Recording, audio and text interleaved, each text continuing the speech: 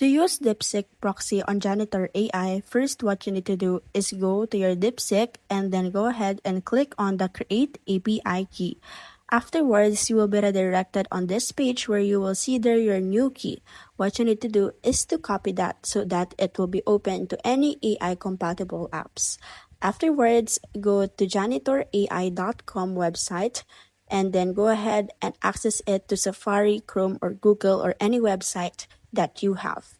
Afterwards, on the dashboard of Janitor AI, click on the Using Proxy that you will see at the upper right options of the Janitor AI dashboard.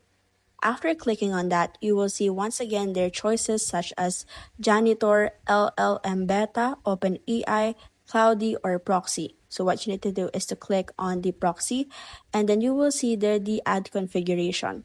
So afterwards, you can now go ahead and custom the name of your proxy and then paste on the configuration link that you copied.